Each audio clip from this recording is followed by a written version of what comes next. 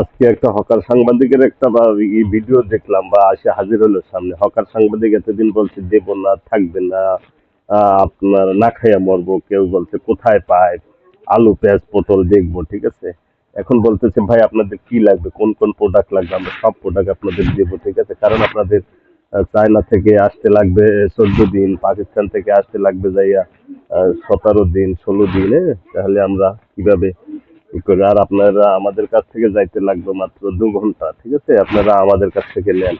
আরে ভাই আপনি কি পাগল নাকি? আপনি পাগল, মাথা খারাপ, আপনি বোঝেন না?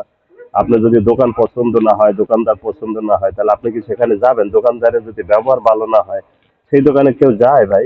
একটু মাথা একটু কাজ করেন ভাই। মাথা তার ছিঁড়ে গেছিল, স্বপন আহমদ যে তার লাগাই দিছিল, এরপরে ঠিক হয় নাই। দোকানদারের ব্যবহার ভালো না ভাই, তার কাছে কি যায়? যে দোকানের ব্যবহার ভালো না সেই দোকানে কেউ যায় ভাইয়া? একটু মাথাটা একটু